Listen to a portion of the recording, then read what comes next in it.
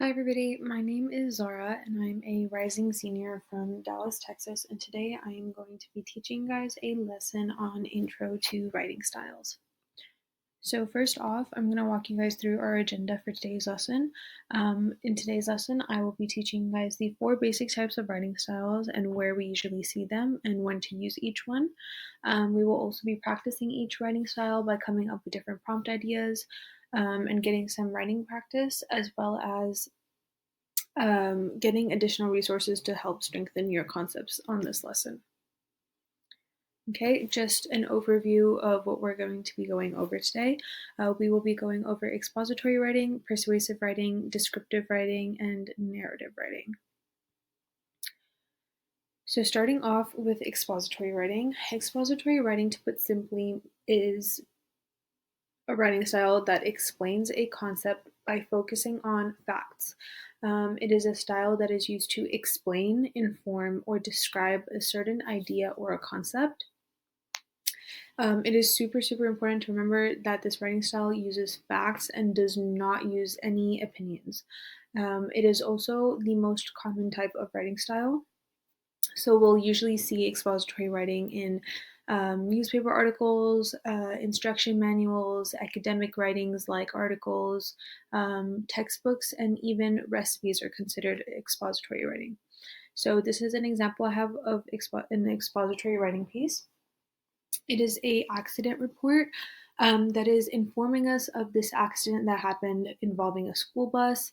It is describing the details of the accident and explaining to us readers what happened, all using facts. So this would be a very, very good example of an expository writing. Okay, so these are some additional examples to help you guys get a better idea. The first one shows a newspaper article that is informing us readers of a celebrity's death. The second example is an instruction manual that is explaining how to assemble a sewing machine. And the last example is a science textbook that describes different topics in science and is informing us about all of these different topics. Okay, so this is your expository writing practice. So feel free to pause the video here and do it on a piece of paper, or you guys can go to the presentation and fill it out directly onto the presentation. So here, I just want you guys to write 4 expository prompt ideas. And the key I want you guys to remember is to try to be very, very specific. Oftentimes, like, we come up with a very, very broad prompt idea, and then it's hard to write a writing piece that can have so much information. So just try to make your prompt idea very, very specific. Okay. The next writing style is persuasive writing, which is used to persuade the audience. It is a style that is used by authors to push for the audience to agree with their opinions or statements. The purpose is to convince us as the readers to agree with whatever their argument is through both facts and opinions. So that's like the main difference between persuasive writing and all other writings, is it uses both facts and opinions. So we usually see persuasive writing in places in advertisements, speeches, or when we used to make those presentations for our parents to convince them to let us buy something. Those were all really good examples of persuasive writing. So these are 2 examples that I have. The first one is a advertisement statement. It says, "Chippers are the crispiest, crunchiest, and most delicious brand of chips you will ever taste. Buy a bag today."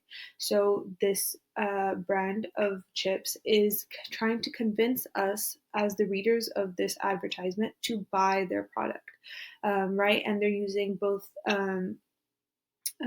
facts and opinions, you could say. They might be the crispiest chips, which could be a fact, but then they're also using opinions by saying that they're the most delicious brand of chips, trying to convince you to buy their product. And then I just posted a little picture of a Pringles ad just to kind of explain that you don't need like a very huge paragraph or a very large essay to be persuasive. So many of these advertisements literally just use a couple of words to get their point across. The second example is a statement that says school uniforms should be banned because they are expensive and boring. So, again, the author of this statement is trying to convince us that school uniforms should be banned because they are expensive, which is a fact, and boring, which is the author's opinion. Okay, so these are a couple of additional examples. The first one is another food advertisement. So this is a Burger King advertisement that is trying to convince us to buy their fries. Again, if you look closely at the advertisement, it uses both facts and opinions to get their point across. So they're saying that it's 40% less fat, 30% less calories, which are both facts. And then they're also saying that it has bigger taste, which is their opinion, trying to convince us to buy their fries. The second example is a persuasive speech or an essay in which the author is trying to convince us to agree that all students should eat breakfast, telling us that it is the most important meal of the day by using both facts and opinions. So again, they're using all of this information to try to get us to agree with their argument. If you guys want to get a closer look at this essay, you guys can click the link on the presentation and it'll take you to a bigger view of this essay. Okay, so here's your persuasive writing practice. Again, you guys can pause the video here or do it directly on the presentation. Over here, I have 4 prompts for you guys on the left, and then 4 empty slots for you guys on the right. So what I want you guys to do is to read each prompt on the left, and then in one sentence, I want you guys to write a very detailed argument based on the prompt, a persuasive argument based on the prompt. So just as an example, the first one has been done. The first prompt was, what is the best season? And I wrote, summer is the best season because there is no school and you can do lots of fun activities like swimming. So I am trying to convince you guys to agree with me that summer is the best season because there is no school, which is a fact, and you can do lots of fun activities like swimming, which is my opinion that there's a lot of fun activities. So make sure you guys try to use both facts and opinions because that adds a lot of strength to your argument. Okay, so the next writing style is descriptive writing, which simply put is to describe the writing. A style that uses literary devices, so things like metaphors, similes, personification, onomatopoeia, imagery, all of these things that you guys learned, to help the reader visualize the writing. So that is like the key thing to remember about descriptive writing is it's very, very detailed and very, very descriptive enough so that you, as an author, can make the reader imagine what you are writing about, like visualize it in their head because of the amount of detail that you have included. So, along with literary devices, oftentimes authors can also use the 5 senses to add more depth and details to the writing. So usually we see descriptive writing in fictional stories. Even some nonfiction stories use descriptive writing. Poetry uses a lot of descriptive writing, and even journal and diary writing. So this is a very brief example of a descriptive writing piece. The author is simply describing their apartment. They describe the location of the apartment, the appearance of the apartment, the furniture that's in the apartment. All of these details that really, really give us a idea in our head of how this apartment looks like.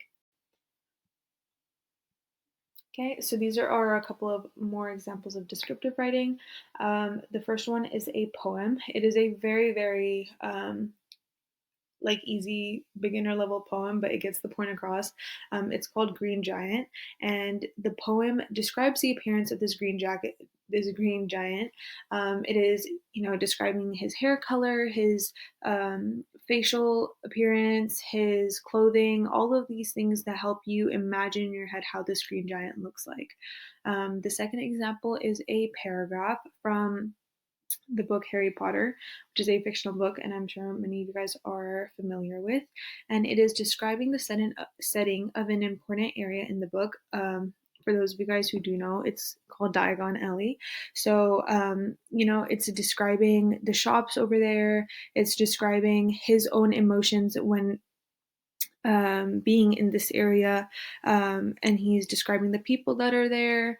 All of these things that help you really imagine the setting and how you would feel if you were there, um, and just giving you a very detailed insight on how this area looks like. Okay, here's your descriptive writing practice. So the directions are read the prompt and write a short descriptive paragraph describing the prompt. So the prompt is describe a place that you loved as a child. So the key here is you want to make sure you add as much detail as possible. Okay, last but not least is narrative writing. Narrative writing narrates or tells a story. So it is a type of writing that can be used in both fictional and nonfiction stories. The authors generally use components like dialogue, characters, conflict, settings, all of these all of these parts of a story that we know of to construct their writing piece.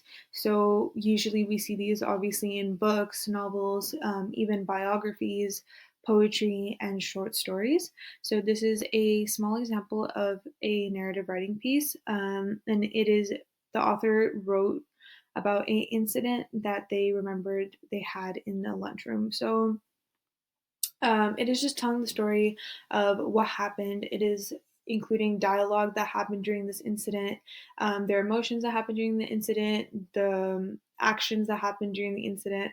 So, all of these things that are helping construct this story. Um,